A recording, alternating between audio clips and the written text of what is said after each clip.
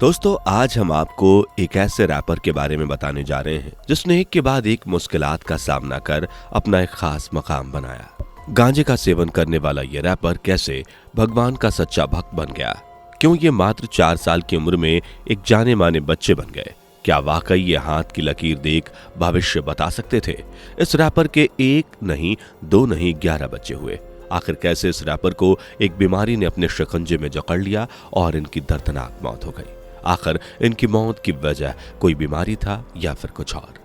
अगर आप भी जानना चाहते हैं इन सभी सवालों के जवाब, तो बस हमारे साथ वीडियो के आखिर तक बने रहें। चलिए फिर शुरू करते हैं। दोस्तों, बॉब मार्ले ये एक नाम नहीं बल्कि एक ब्रांड है जिसने गाने से तो लोगों को एंटरटेन किया ही, साथ ही कई ऐसे सामाजिक कार्य भी किए जो कि आज तक भुलाए नहीं गए हैं। इन्होंने अपने गाने के जरिए समाज की बुराइयों से पर्दा हटाया और लोगों को इससे रूबरू करवाया।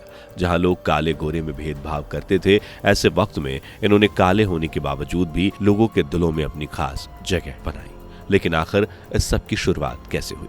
6 फरवरी साल 1945 ये वो दिन था जब जमैका गांव के 9 मील दूर एक गांव में एक बच्चे का जन्म हुआ जिसका नाम था रॉबर्ट नेस्ता मार्ले, जिन्हें आज हम और आप बॉब मार्ले के नाम से जानते हैं। इनकी मां का नाम था सिडेला बूकर, ये एक अफ्रीकी जमैका विमेन थी। वहीं इनके पिता का नाम था कप्तान नॉर्वल मार्ले, जो कि एक अंग्रेज थे। दोनों के रूप और रंग में काफी फर्क था, लेकिन किस्मत ने इन दोनों को एक साथ मिलाया और इन्होंने बॉब मार्ले को जन्म दिया। लेकिन बॉब मार्ले अपने पिता पर ना जाकर अपनी मां पर गए, जिसकी वजह से उन्हें काफी कुछ सहना पड़ा।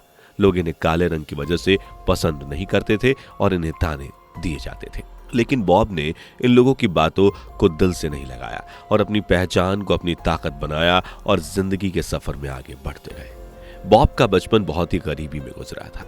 ना तो इनके पास खाने के लिए अच्छा खाना था और ना ही पहनने के लिए ढंग के कपड़े। यहाँ की इन्हें तो पानी और बिजली जैसी चीजें भी वक्त पर नहीं मिल पाती थी और ये अंधेरे में ही अपनी फैमिली के साथ रहा करते थे। ऐसा सिर्फ एक आध दिन नहीं होता था, बल्कि बॉब का बचपन इन्हीं अंधेरों, लोगों की बातें, ताने और गरीबी में गुजर रहा था। लेकिन जब ये 4 साल के हुए तो लोगों को लगने लगा कि इनके पास कोई जादुई शक्तियां हैं और जो कल तक इनसे नफरत करते थे वो भी इनके पास आने लगे। दरअसल बॉब हाथ देखकर किसी का भविष्य बता सकते थे कि उनके साथ क्या होने वाला है, लेकिन इनके घर वाले इस बात से बेखबर थे। पर एक बार जब इनकी मां को बॉब की इस शक्ति के बारे में बताया गया तो उन्हें यकीन ही नहीं हुआ और उन्होंने इसे नजरअंदाज कर दिया। लेकिन थोड़ी ही समय बाद जब बॉब की बताई हुई बात सच साबित हुई तो उनकी मां को भी इन पर यकीन हो गया और इस तरह महज छोटी सी उम्र में बॉब जमैका के जाने माने बच्चे बन गए। बॉब ने अपनी पढ़ाई stepney primary junior high school से पूरी की थी और इनका फेवरेट सब्जेक्ट था मैथ। वैसे बॉब को पढ़ाई लिखाई में कुछ खास दिलचस्पी नहीं थी, लेकिन हाँ, इन्हें मैथ्स काफी पसंद थी। इसलिए ये जब तक स्कूल के दिनों में होते थे इन्होंने मैथ्स की पढ़ाई काफी हाई स्कोर गेन करके की। स्कूल के दिनों में ही बॉब की मुलाकात हुई एक बन्नी वेलर नाम के लड़के से। इन दोनों की आपस में खूब पड़ती थी और दोनों को ही म्यूजिक से काफी प्यार था। अब ये दोनों जब भी साथ होते तो म्यूजिक की ही बातें करते थे। बॉब की छोटी सी उम्र में उन्हें एक बहुत बड़े मुश्किल दौर से उन्हें गुजरना पड़ा। जब बॉब 10 साल के थे तो इनके पिता की डेथ हो गई। एक तो पहले ही घर वालों के हालात बहुत तंग थे, ऐसे में पिता के चले जाने के बाद इन्हें और मुश्किलात का सामना करना पड़ा। ऐसे में इनके दोस्त बन्नी के पेरेंट्स ने इनकी हेल्प की और बॉब 12 साल की उम्र में अपनी माँ के साथ इनके घर में ही रहने लगे। अब ये दोनों एक साथ रहते हुए म्यूजिक पर ज्यादा फोकस देते थे और बन्नी के कहने पर ही बॉब ने गिटार भी सीखा था। जब बॉब 15 साल के हुए तो इन्होंने बन्नी वेलर और पीटर टॉश के साथ एक बैंड की शुरुआत की जिसका नाम रखा गया बॉब मार्ले एंड द वेल्टर। इस बैंड में बॉब ने रॉक स्टडी और रैगिंग की शुरुआत की और इनकी आवाज में वो दर्द, वो कसक थी जो किसी को भी इनका दीवाना बना देती। और ऐसा हुआ भी। बॉब के नए म्यूजिक स्टाइल को देखकर लोग इनके फैन होने लगे और इनके म्यूजिक को काफी पसंद किया गया। लोग इनके दीवाने बन गए। बॉब नशे के बहुत आदी थे, फिर चाहे वो नशा म्यूजिक का हो या फिर चरस गांजे का। बताया जाता है कि एक बार गांजे की वजह से इन्हें पुलिस ने भी गिरफ्तार कर लिया था और 1 महीने बाद इन्हें रिहा किया गया। इस बीच जेल में रहकर ये लोगों को एंटरटेन करते और लोगों ने ही इन्हें गाना गाने की सलाह दी थी और इसके बाद ही बॉब ने सिंगिंग में हाथ आजमाया। साल 1960 तो इनकी जिंदगी का टर्निंग पॉइंट रहा क्योंकि इस दौरान इन्होंने अपने गाने को एक नया चेहरा दिया और अपने गाने के जरिए इन्होंने पॉलिटिक्स और सोसाइटी का चेहरा सामने लाया, जो कि लोगों का दिल छू गया और बॉब एक जाने माने रैपर बन गए। ऐसे ही साल 1970 में इन्होंने ली पैरी और बन्नी वेला के साथ एक एल्बम बनाई जो कि क्रांतिकारी की झलक दिखा रही थी। इस एल्बम का नाम था कैच आ फायर। इस एल्बम ने सिर्फ इन्हें देश में ही नहीं बल्कि विदेशों में भी काफी फेमस कर दिया और इसी दौरान ये अमेरिका और यूनाइटेड किंगडम भी गए। अब ये बैंड इंटरनेशनल लेवल पर काम करने लगा था। इसके बाद इस बैंड ने get up and stand up नाम की एल्बम रिलीज की और फिर आई शॉट द सैरिफ जैसे गाने लाकर तो बॉब ने तहलका ही मचा दिया।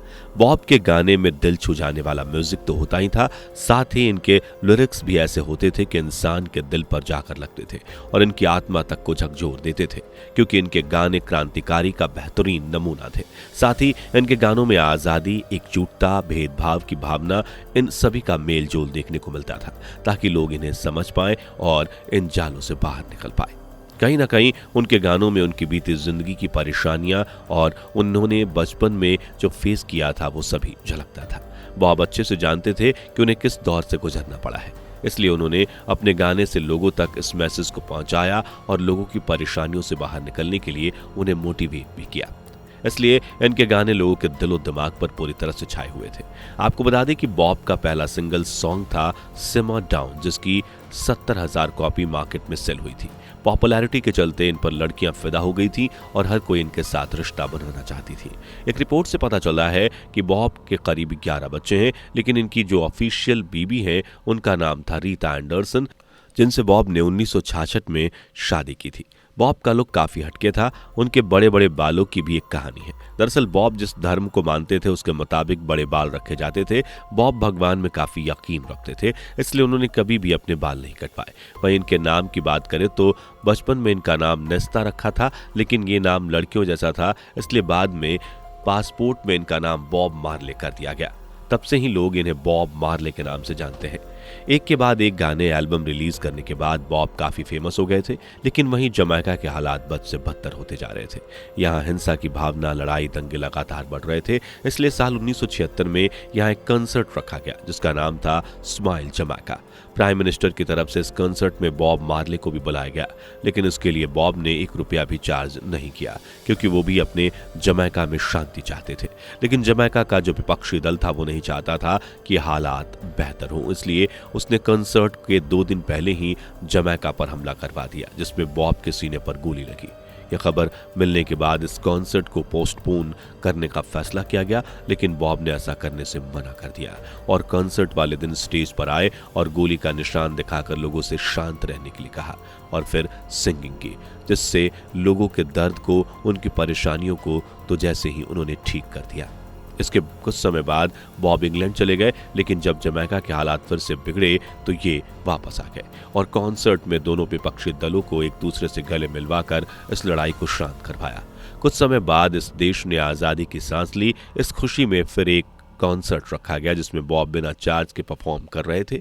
इस बार यहाँ इंदिरा गांधी भी मौजूद थी, लेकिन फिर साल 1977 में कुछ ऐसा हुआ कि बॉब के पैरों तले जमीन खिसक गई।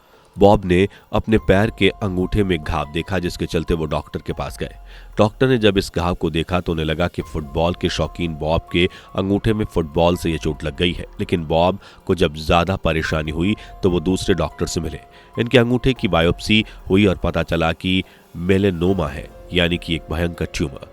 ये देख इनका अंगूठा काट दिया गया, लेकिन साल 1980 तक ये ट्यूमर पूरे शरीर में फैल गया। बॉब भी समझ चुके थे कि अब उनके पास ज्यादा समय नहीं है, इसलिए उन्होंने आखिरी बार कॉन्सर्ट किया और लोगों को बताया कि ये मेरा आखिरी कॉन्सर्ट है। और फिर साल 1981 में मियामी के सिड्स ऑफ लेबनान हॉस्पिटल में इनकी डेथ हो गई। मरने के पहले इन्होंने अपने बेटे से कहा था कि पैसा जीवन नहीं खरीद सकता, और ये बात कहकर बॉब हमेशा के लिए इस दुनिया से विदा हो गए। दोस्तों, आपको इनका कौन सा गाना सबसे ज्यादा पसंद है कमेंट में बताएं। वीडियो को लाइक, शेयर और चैनल को सब्सक्राइब कर बेल आइकन को प्रेस करें। दोस्तों, आपको स्क्रीन पर 2 और वीडियोस दिखाई दे रही हैं, जिसे देखने के लिए स्क्रीन पर क्लिक करें।